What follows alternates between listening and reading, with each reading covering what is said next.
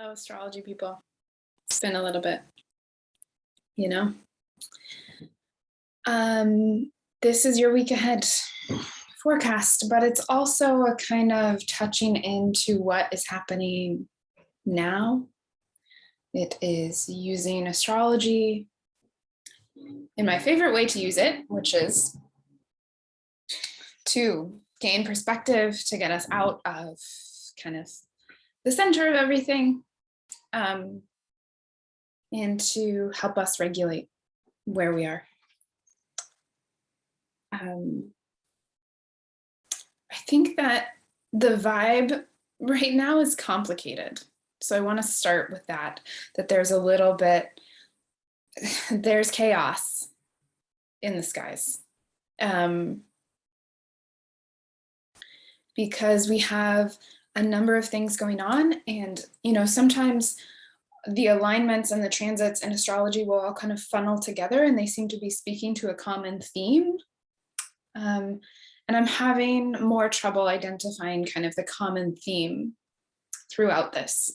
And so I think that shows up in a number of ways. It means that different people are doing vastly different from each other, right? So it's not like everybody's having a hard time or right, everyone's feeling a certain crunch. It's kind of like people are in different places. And also there's a lot more happening inside of us based on how we relate to different planetary archetypes and the effect that they have in our lives based on our birth charts. So I'm recording this on Wednesday, June 29th. And we are just kind of coming up from a new moon in Cancer that occurred square to the planet Jupiter. Neptune is stationing retrograde right now. I mean, the exact station was yesterday, but when we're talking about these outer planets, they are just pausing for a long time.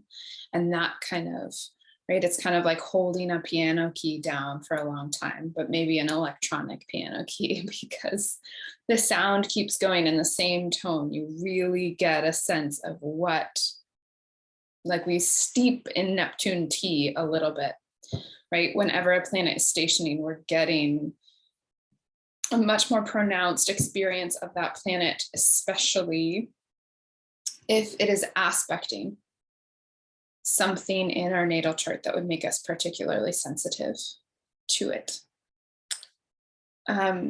So we've got the Neptune station, we have the new moon square to Jupiter, and then we also have what's building in the background, the simmering rage of Mars square Pluto, an aspect that will go exact by the end of the week, but I think we've been feeling it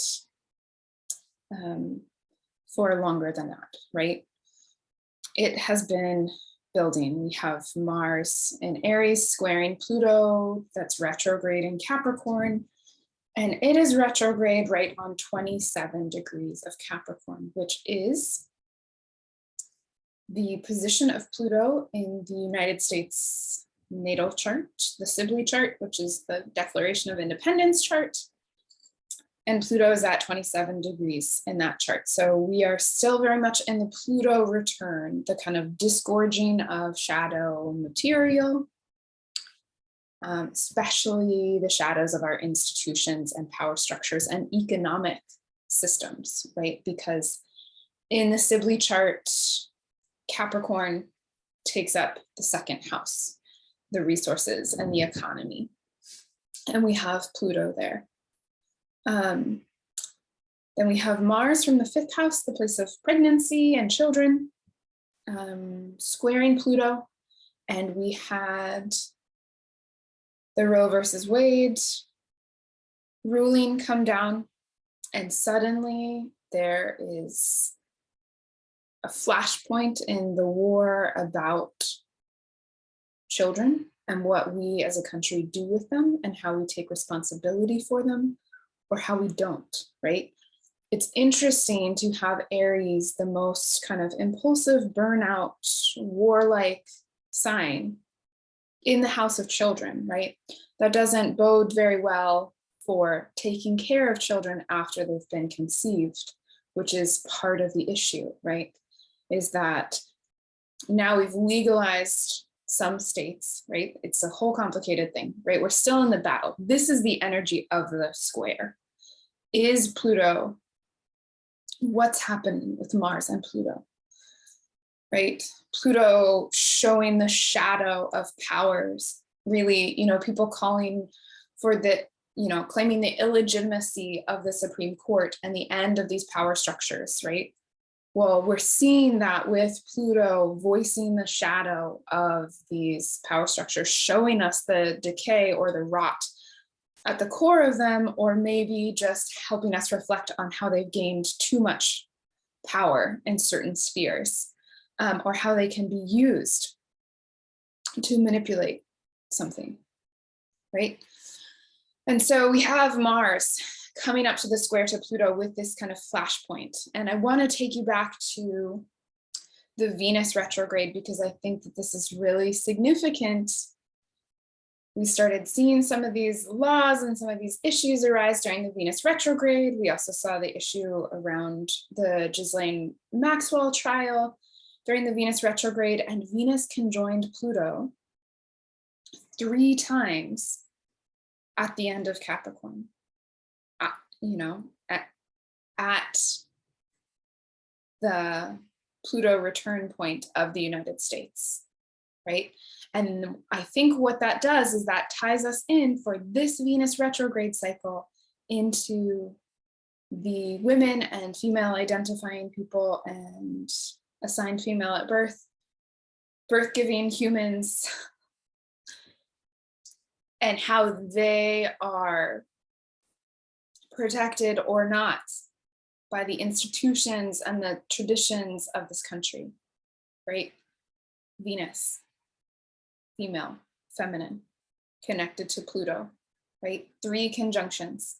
And now we see that Mars, the warrior, coming up to that flashpoint where Venus had conjoined Pluto, and we're seeing, right, this kind of the blade fall. Fall against women's individual rights being protected.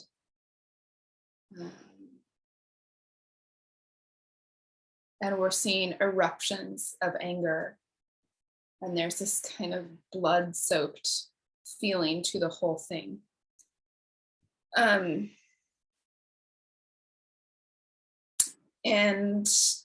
the aspect hasn't perfected yet. It will perfect on Friday.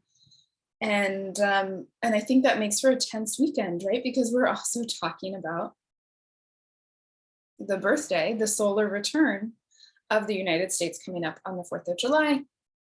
We're also talking about Mars leaving Aries and entering Taurus.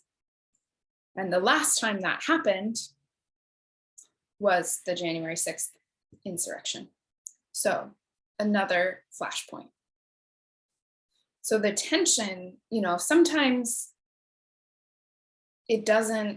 sometimes people seem impervious to it, right? There are certain people that are paying attention and getting wrapped up in current events, right? And then there are some people that just seem like they're just not paying attention at all. I feel like I'm seeing in client work this week, just unavoidable. People's bodies are in chaos and panic and crisis. Feels like a crisis. And so when we take that kind of energy and we layer it with Neptune stationing retrograde, we are layering it with a whole bunch of lack of clarity, right? And we're seeing that in many, many ways, right? Neptune, the delusion, the dream, the dream of certain political groups finally happening. But right, with dreams, we don't think through their practical applications. Neptune is not Saturn. So we're dealing with that. There's lack of clarity around the laws, about which trigger laws went into effect and how fast and what do we do now. And now, right, there's all this confusion about that. What do we do from the blue states? Are the other rights in jeopardy? Right? And then all of the negative fantasies, right? It's not just the positive illusions and hopes of Neptune and Pisces stationing and thinking, oh, we're not going to have any more abortion. It's the end to the abortion, and that is somehow some huge evil. And somehow that is going to limit suffering. It's not going to limit suffering. It's going to increase it tremendously.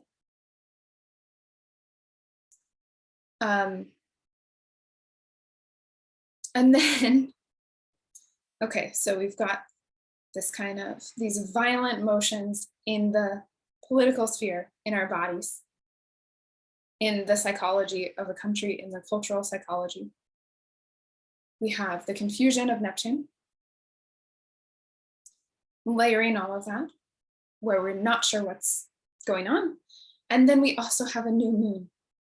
And so there's a fatigue, right? New moons are boundary crossings between the old and the new, right? When we wake up on Wednesday, the 29th, it's a different world, right? We've had a new moon, we've had a new lunar month, and the moon and all of this, the mother archetype, the attachment archetype,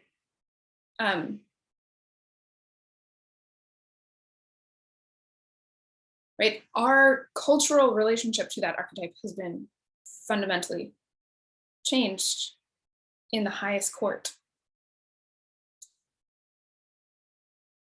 And so I always kind of think of the Cancer new moon as the moon's birthday. And this is a strange birthday. This is a sad birthday. I think of Cancer as the sign of grief, because the archetype of the mother holds the archetype of grief, right? It is the opposite of nurturing, of bringing something into the world, the letting go of something from the world.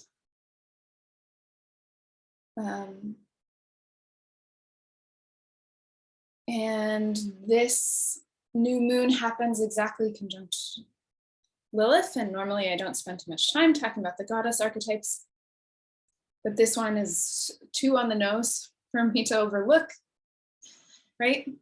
We have the traumatized feminine connected to the archetype of the mother in a new moon after we have legalized forced birth and the resulting suffering to the mother archetype, right? This is the, right, we're giving birth to Lilith, to the anger, to the resentment, to the reactivity, through the maladaptive coping strategies, to the tremendous amount of psychological and emotional torture that this will inflict.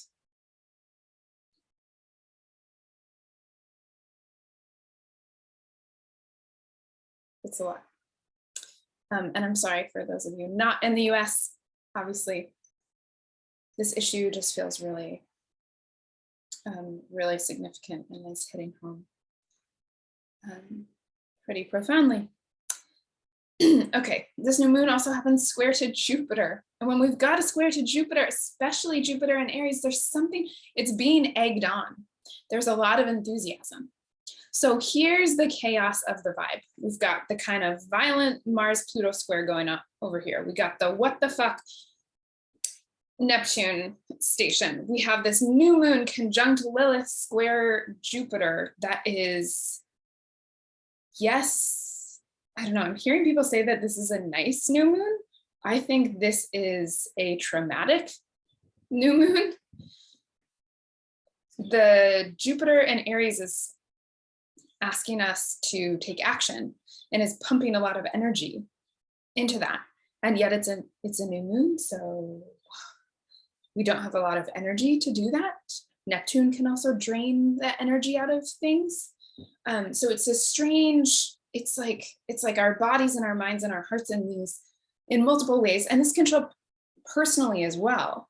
They are in fight or like lay down and sleep.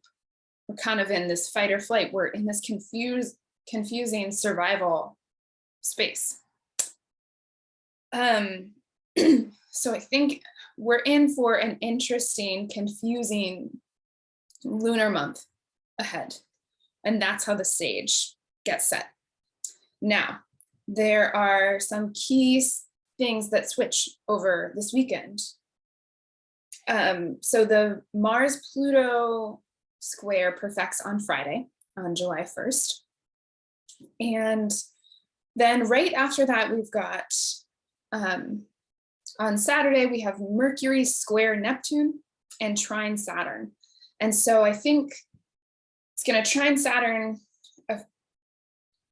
in the wee hours of the morning and then square Neptune by midday. We're seeking for clarity by next Saturday, right? And so, you know, Mercury trine Saturn is trying to get a hold on things and what's the plan and how do we move forward and how do we organize this information? And square Neptune is like, we just don't see the full picture. We're just too caught up in emotions, in tapping into collective grief, collective rage, the different, you know, ways that we're trying to mobilize each other. So that's confusing. The Mercury square Neptune, right? Like that is the recipe for we don't have the full picture. So we have that. And then right on the 4th of July, we have two planetary ingresses. We have Mars into Taurus and we have Mercury into Cancer. And so this is in some ways a kind of the cool down. If you're waiting for the cool down, it happens. It's going to happen for all other time zones besides Pacific time. It's going to happen on the early morning, wee hours of the 5th, but Pacific time, it happens at 11:03 p.m. and 11:25 p.m. on the 4th. So right after the fireworks shows, we are going to have Mars go into Taurus, where, you know, I think best case scenario, everyone's just like, okay, we're taking a nap now, at least for the first little window in Taurus before it hits Uranus. And Mercury going into Cancer is going to be tapping into that emotional space and kind of doing more reflection, more considering of the past. Now, I think we'll also see more grieving, but it's less networking. It becomes more insular in Cancer. So we've got this kind of cool down, this more internal thing, this more of like, okay, we're gonna move more slowly through that. And that's really the next week. Yeah, that's really what we're looking at as the kind of big things and that big shift that occurs right as we enter July. Okay. Yeah, I hope this was helpful. Hope you got some context. Hope you're hanging in there. I am available for readings and consults and astrology tutoring and what have you. Just reach out, we'll figure something out. Okay. Thanks everyone. Bye.